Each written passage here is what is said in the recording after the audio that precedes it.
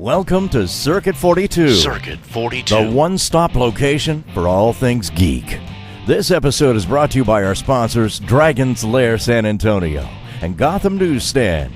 Sit back, relax, and most importantly, enjoy another episode of Circuit 42. Circuit 42. Hello everyone, and welcome to the newest episode of Geeks4Comics. My name is Ian McIntosh, and I am here with special guest, comic artist and Gotham artist Matt Haley. So, hi there, Matt. So, for those who don't know, those like 5 people on the internet, who are you and what do you do? Well, I have been a comic illustrator for mainly DC, some for Dark Horse and some for Marvel for many years, and over the past number of years I've branched out into working with Stan Lee, creator of Spider-Man and the Avengers. We've done a lot of projects together, and this past year I have been fortunate enough to do some art for the Gotham TV series, and I just finished a feature film with director Walter Hill, who directed The Warriors. Is there anything you could tell us about that? Is there anything you could tell us about that movie or your involvement in it? The movie's done. I think it premieres at the Toronto International Film Festival next month. It was called Tomboy. It stars Michelle Rodriguez and Sigourney Weaver, but I think they may have just had a title change. But for now, I think it's still called Tomboy. And what I did was the promotional one-sheet, the poster for the movie, and then all the illustrations in the movie. He's a big comics fan, and so we did a bunch of comic-style illustrations to break up the film. I remember in the even though a lot of people feel the video is controversial, I like it. His director's cut of The Warriors. Yeah, I haven't seen that. I just remember the original theatrical release. Yeah, he had these comic book sequences in the movie. Oh yeah? And it kind of makes a lot of sense now. Like hearing that, it's like, yeah, that makes perfect sense. Yeah, he told me that he had wanted to be a comic artist when he was younger, and then of course, stumbled into his first. I think he was a first or second AD on a feature, and then he started writing, and his career just kind of snowballed from there. And The Warriors was his debut feature, I think. But I remember him saying that he wanted to work for EC Comics and draw horror comics or something like that. So he's been a lifelong comics fan. It was a lot of fun to get to work with him. I learned a lot. That is so cool, and that would just be an awesome experience. Oh, yeah. Now, I wanted to start with something, because I know you're doing Wonder Woman 77 right now, but No, that's me personally... Oh, last year. Yeah. Sorry.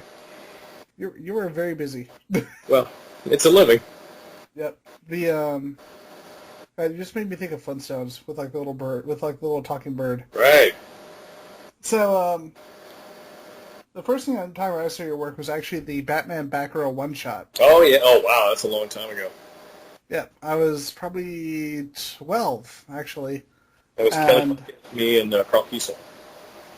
And it was just like such a very cool book, because I remember the artwork standing out at the time, because every other artist I'd seen, especially in the 90s, it seemed like every artist is trying to make their characters larger than the others. Right. And then I saw this book, it's like really realistic looking, and probably what I view as the creepiest Joker. Well, thank you. We had a lot of fun on that. Carl Kiesel's a brilliant inker, of course, and I was trying to work as fast as humanly possible, so I don't know if my pencils were as good as they could have been, but he really took my chicken scratchings and made them publishable. I remember you told me at the Texas Comic-Con that part of the reason that you stopped doing comics as much is because you said that as an artist that you felt you were slower. Yeah, I just wasn't able to do a monthly comic. I wish I could have, because I love drawing comics. I still love drawing comics, but the kind of art that I like to do, I have found it extremely difficult. But the only time I ever was close to a monthly schedule was a Marvel miniseries I did called The Order, which was where the Defenders turned into bad guys for 6 issues or something. Kurt Busiek and Joe Duffy wrote it. My friend Dan Panosian inked it, did an amazing job. And I was working really hard because I had wanted to work for Marvel since I was a kid. I was finally doing it. I loved the characters. I got to draw the Hulk, throwing tanks around, for God's sake. So I tried to do at least a page a day.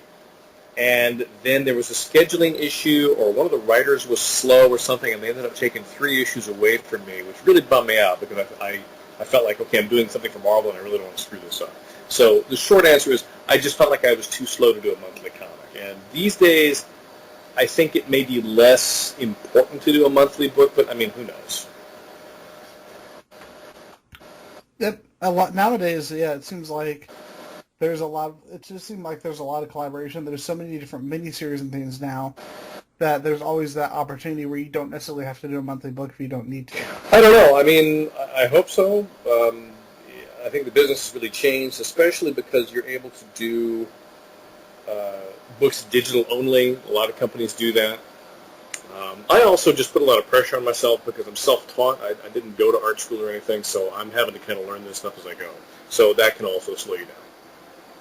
Now, as someone who, like you said, was self-taught, who were some of your biggest influences growing up in your artwork? Oh boy, both in and out of comics. Yeah, I wouldn't really know where to start. I mean, Gil Kane was probably my biggest influence as a kid. He drew the Starhawk strip, Green Lantern. He'd been around for a long time, and he was the first comic artist that I read as a little kid who really had a mastery of the human figure. But, I mean, John Buscema, I was never really into Jack Kirby. I didn't get into Kirby until I was working in comics, and then I sort of understood. I had to really mature as an artist to understand, you know, what Kirby means to comics and why his work is so important, you know. Because I was just looking at the surface. I liked beautiful rendering. I liked Alex Raymond. I liked Mac Rayboy. I liked a lot of the strip artists who could draw beautiful women and draw good-looking people. Al Williamson was a huge favorite of mine. Remember the Star Wars newspaper strip? Yep. But so a lot of the traditional illustrators, but once I started drawing comics professionally, I was 20 when I got my first gig, I started sitting down and reading some Kirby comics and really getting a sense of why his work is so meaningful, just his raw power as a storyteller. And he was able to do like 5 pages a day in pencils. It's just insane. That's ridiculous. Of course, he was just drawing out of his head. There wasn't a lot of reference, but it works out. I mean, you look at a Kirby comic now. I just went to this gallery show of his art last year, I think, and getting to look at actual original Kirby art, pencils and inks. It was like finding a Michelangelo. I mean, there really is just such raw artistry, such raw power in his work that every time I look at his work, I learn gobs. I think it's a big part of it is like the word has become kind of overused nowadays, but I think a big part of it is the dynamic storytelling in his work. Well, yes, but if you go back and look at his romance comics or Western comics from the like late 50s and early 60s, go back and look at some of that stuff. His romance comics were very subtle. His Western comics had a lot of live movement, like in the horses. It was less about, you know, the Thing throwing cars at Dr. Doom or whatnot. Go back and look at his romance comics. He was capable of great subtlety. It's always ones that you don't expect to be the ones to do work like that weird little one shot that Jim Steranko did, where he did this one romance comic in the 60s. Yes. And it's a beautiful comic book, and then he never did any more again. Yeah. Now, I just totally lost my words. You mentioned that you got your first job in comics when you were 20 years old. Yeah. What was the book? Do you remember? It was the Star Trek The Next Generation Annual number 2, which I think got reprinted in the Best of Star Trek The Next Generation trade paperback. That's got to be years ago. It was the summer after the Michael Keaton Batman movie, and I was going to college in eastern New Mexico with my college roommate Tom Simmons, who ended up becoming my inker for a lot of years at Dark Horse in D.C., and we decided to do some Trek samples because we thought we could match the art on the book. We figured that everybody and their grandmother would be doing Batman samples, so we figured we'd sneak in the back door, and it worked. That is really cool. And how was that experience doing that first comic book? Well, fortunately, my original editor on the book, Bob Greenberger, still speaks to me. I've apologized to him numerous times over the years for the ulcers I gave him because they gave me 2.5 months to draw 54 pages. I was kind of a sink or swim job. I ended up taking almost 6. I had never drawn more than 10 pages of comic continuity in my life. I wasn't ready to do the job, but I did it. It just took forever to get the book in, and the only reason I probably got hired after that is the book sold out and sold through, and it made some money. So they said, all right, well, he's really slow. Let's put him on annuals and one-shots and miniseries. Now, quick question. This is a question we've started asking a lot of our comic book guests. What is it about your artwork in your eyes that differentiates you from other artists in the comic book field? Like, what's the big thing that you personally feel stands out? I would hope that it's my ability to draw actual people as opposed to mannequins, and that's not coming down on anybody. You know, we've all got different styles. I enjoy drawing beautiful women, obviously, but I also enjoy drawing realistic women, realistic men. I mean, if you look at the Gotham thing that I just did, I mean, it's people in suits. I tried really hard to match the facial expressions and the likenesses. And I like a lot of black areas in the art. I like a lot of noir, sort of a noir look, 1940s look to the shadowing. I like a lot of deep shadowing. So I would hope that my stuff might be reminiscent more of Jim Steranko or, a classic 40s, 50s artist. Something I noticed in like the work that you've done, especially when you worked for DC, Yeah. is that the I don't know if you worked with a regular colorist or not, but the colors always really complement your work really well. I remember it was an issue of the Batman Contagion, the one that I actually had asked you to sign. Yeah. It was the Huntress issue because like the use of shadows and both the inking and coloring. I just noticed rereading that how different it looks from everything else. Well, thanks. That was my first regular DC gig after I had been at Dark Horse for a couple of years drawing Ghost. I really enjoyed that, and I enjoyed working in the Bat Office, although I never got to actually draw Batman. It was always like draw Batgirl, draw the Huntress, draw Catwoman, which is fine. I love drawing women. I probably took too much time on them. I have to say I have not enjoyed many of the color jobs that I've had, except when I was working with a guy named Moose Bauman. I thought he was brilliant. Most of the color jobs I was pretty unhappy with, like the Batman Batgirl one-shot. I don't remember who colored it, but I remember everything was green and orange and purple and brown, and considering how hard we'd worked on the art, I really felt the colors did us a disservice. So, but that happens. Now, these days, I pencil, ink, and color my own work, and so any mistakes are entirely my own. Now, speaking of that, Wonder Woman 77, I had not seen any of your work in a long time, and I had been a fan throughout the 90s. And then all of a sudden I saw this pop up out of nowhere. Well, were you approached on that? Yes, I was. What happened is two of my old art assistants, I'm not going to say who, in comics back in the day, were still doing comics, got the gig on Wonder Woman 77, and were unable to meet the deadline. So it was kind of hilarious that they asked me to come in and pinch hit. So I'd been out of comics for a while, working in film and television, doing a little bit of directing, some writing, and a lot of art directing. And I was a huge fan of the old show. The editor was a friend of mine. These guys are all friends. I said, yeah, if you think I can help, I'm happy to come back. And I got to do a nice chunk of it. Kat Staggs was working on it as well, did a brilliant job. And Nicola Scott did, I think, the first issue cover. And it's just gorgeous. I mean, we've got a bunch of artists that were really excited about drawing Linda Carter. And Linda was so sweet, man. She was posting my art on her Facebook page and sent me a note telling me how much she enjoyed it, and I hope she did that for all the other artists as well, because we all just really wanted to draw it and make it as good as possible. And I think we got a second and possibly a third printing. I mean, people really liked the book. The fact that, like you get a lot of comics that are published digitally, and they tend not to hit trade, and that one just blew up. Like, every store I see it at, they've got it up front, they've got it on display. I think that's a pretty good sign right there. Oh, absolutely, absolutely. And I think that DC Special Projects has worked very hard to, Jim Chadwick is I believe is the VP, the group editor. He's got to be a VP by now, but he works very hard to come up with projects that he's excited about. I think that excitement trickles down to the creative teams. Mark Andreyko was the writer on Wonder Woman 77. He's a longtime fan. But he knew how to write a story that would get the artists excited, and when we're excited about it, then the fans are going to be excited about it too. Now, something I wanted to ask you about, because I know you had done Who Wants to Be a Superhero with Stan Lee. Yes. That was a fun show. It was kind of campy, but it was so much fun to watch. Well, I'm glad. I wish they had done more with it. We did the pilot and then 2 seasons. I don't think it's ever come out on DVD or anything like that. I'm not sure where you can see it these days. But yeah, we had a lot of fun. Stan was awesome. I had to kind of fight for my job just because they had no money. It was a reality show. They had a very low budget. But I'm hopeful that my comic art added some production value. And that's how I stumbled into doing a lot of the film and TV stuff I do now, where I tend to do comic art outside of comics. Yeah, because I know, like, as of recently, you've been doing Gotham Stories. Yes. Now, I wanted to ask, working on a project like that and working on traditional comic books, is there a big difference? Like, what's it like working on that comparison? Not really. The only real difference is that these days a lot of comic-style art is done entirely digitally, and I'm no different. I do a lot of my work on an iPad Pro. I work in an app called Procreate. Sometimes I work on a desktop computer and work in an app called Manga Studio. Do a lot of work in Photoshop and Illustrator.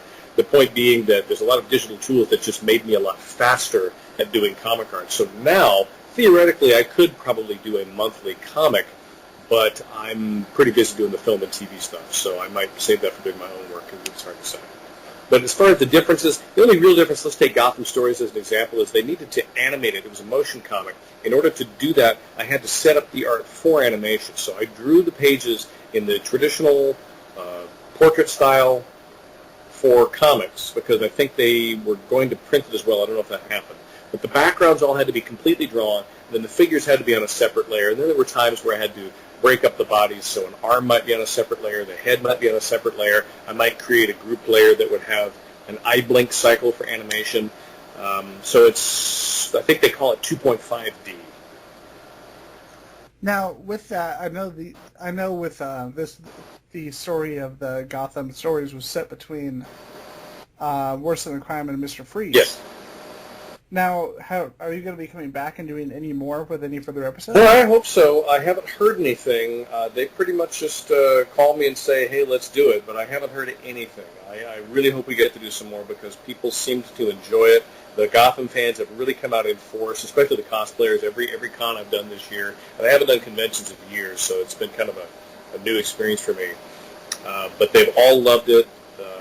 The producer, Bart Montgomery, the executive, sent me a really nice note. Rebecca Cutter, their head writer, sent me a really nice note. And it really just depends on if there's room in the budget.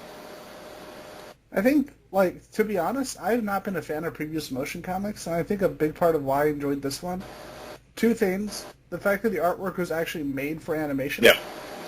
And second, the fact that you had the actors on, like Robin and Cameron and all them, actually lending their voices to the episode. Well, see, I didn't even know they were going to do that when I was drawing it. My friend Tony Bedard wrote the script, and he really did a fine job in distilling the story of the show down into something that would work in 30-second bites. But I didn't know the cast had done the voices until I saw the first chapter, and I thought that was fantastic. And had you got to meet them prior? No, not prior. Yeah, because I remember when I forgot my words. Yeah, I was just wondering about that, because it did seem to match up really, really well. Yeah. And it felt like it had been preset for that. Oh, I'm sure they did. I mean, they recorded the dialogue first, but I didn't hear any of it. Tony sent me a script, and I generated the art, and that was kind of that. I didn't start meeting the cast until I was doing shows this year, and I'm hoping I'm going to get to meet some more of them at the Salt Lake Comic-Con at the end of this month. I've met little Cameron Bakandova, who's Cat Girl. She was a total sweetheart. She and her mom are both just two of the dearest people in the world. Gotham's got a really great cast. They all seem like they're friends. They all work tirelessly to promote the show. I haven't met Robin yet. He's kind of my favorite, the guy, Robin Lord Taylor, who plays the Penguin. I'm really looking forward to meeting him. And I'm sad I didn't get to draw Alfred or Bruce, and I really hope we get to do another motion comic where I can draw them, because Sean Pertwee is one of my favorite actors. Lil David is great. I mean, everybody on the show, they just seem really committed to making a fine show. I'm actually going to be going to a show that, I won't say the name of the show because it's a show that I've professionally stopped going to, but I will make an exception this time, because David's going to be there, Sean's going to be there, Robin's going to be there, and Cameron's going to be there. Oh, good. And it's like, you know what? That's worth going. Well, if you get to meet them, tell them I said hi, and hopefully I'll see them later this year. Definitely. And when you meet David, remember his name is David, and that way you can impress him by knowing how his name is pronounced. Yeah. So, yeah, I've actually had that happen, because my name is Ian, Mm-hmm. and it's so weird. It's a 3-letter name, and no one seems to know how to pronounce it. Well, we all go through that, but they're really sweet people. Yeah. But so with that, like, we talked about some of your comic book experiences. You talked about how some of the colors that you didn't really like working with DC. Now, what is your favorite experience you've had as a comic book artist? Like your favorite book? Well, a lot of them have been good experiences. I'm just a real prima donna when it comes to coloring, that's all. So they were probably fine colorists. I just was in my 20s and didn't really have any education, you know. I had to go learn how difficult the job coloring is, especially coloring for comics, especially considering the deadline constraints. And so I've tried to understand that, you know, sometimes these things happen. My favorite experience, I mean, I really love working with Stan. We haven't done a lot of actual comics work together, but he's always been really fun, and I've learned so much from him. I'd have to say Gotham Stories was probably the easiest job that I've had up to now. Excuse me. Pardon me. In that I expected to get a lot of flack for how the likenesses were drawn. Excuse me. Pardon me just a second. I'm choking here. So most of the time when you do licensed work, if the actors don't have likeness approval, meaning they look at the art and they decide whether or not they like the way you've drawn them, they can send it back. Like when I did Star Trek or when I did Superman Returns years ago, the actors and producers all had likeness approval. I'm not sure if that's the case these days, but on the Gotham Stories job, I only had to redraw one face of Robin Lord Taylor, and that was it. They gave me no commentary, really no notes. They accepted the art. And we had a decent deadline. It wasn't like I had to do it over a weekend. And everybody seemed very happy with it. It really was the smoothest job that I ever had. And the fan response has been enormous. I'm really hoping we get to do some more. Something I wanted to mention, like a lot of people may not know this, is that the Elseworlds that you did with Batgirl and Supergirl, yes, has actually just recently been reprinted in the Justice League Elseworlds collection. Yes, it just got reprinted and it looks fantastic. I'm so tickled it's finally out. I really hope people go buy it. I'm just really excited as a fan that it's almost like that DC's realized, wait a minute, there's a reason we didn't go bankrupt in the 90s. Yes. Let's start reprinting these books because it's like we have this giant back catalog. I've asked about that in the past. It's purely from an economic standpoint. That's all it is. It had nothing to do, because I was really butthurt for years. I thought perhaps I'd been blacklisted at DC, and I've been told, they said, we're busy getting comic books printed. We don't have time to blacklist people, and I would hope that they're right, because DC's been very good to me over the years. Almost all of my work for them has been reprinted numerous times, and I've got a lot of friends that still work there. The impression I get is that it's simply a question of economics. They have to decide, is there room in the budget this quarter to reprint this? What's it going to cost? How are we going to market it? Who's going to buy it? It's really that simple. See, and now I'm kind of wondering if it's like that, if they're realizing that there really is a nostalgia for a lot of this, and that's why they're getting these really thorough trade paperback collections that they weren't doing before. I don't know. I don't know anything about that. Yeah, I know we had, when we had Chet Dixon on here, he said that they had just started selling, it was when they had started selling the digital comic books, and apparently so many of his Nightwing, Robin, and Birds of Prey were selling that they just called him and they said, yeah, we're going to reprint your books. Yeah. Well, they don't really even call me. I had to find out about it when my inker got his comps. Tommy Facebooked me and said, oh, my God, look at this. And it looks great, man. We got to do action figures years ago of our version of Supergirl and Batgirl, and it'd be fun if we got to do some more. But honestly, I don't have any control over any of that stuff. It's really just a question of they decide to do it, and I'm grateful when they do. That is awesome. It's cool that they're bringing that we're going to get an audience that may not have seen this work before, who's finally able to check it out now. Oh, yeah.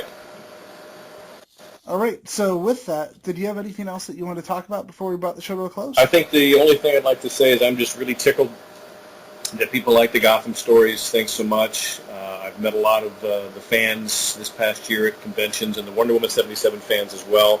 I hope that people go out and see this Walter Hill film. For the moment, it's called Tomboy. It may be called something else when it eventually comes out, but there will probably be a notification on my website at matthaley.com, and you can follow me on Instagram at matthaleyart. That's where I post a lot of my commissions. I'll occasionally do sketch giveaways just because I think Instagram is a lot of fun. Awesome. And with that, I want to bring the newest episode of Geeks4Comics to a close. Thank you again for coming on, Matt. It's been great to have you on the show. Thank you for having me. And with that, keep reading comic books, and go check out Wonder Woman 77 and Gotham Stories, or Matt Haley says he'll come get you.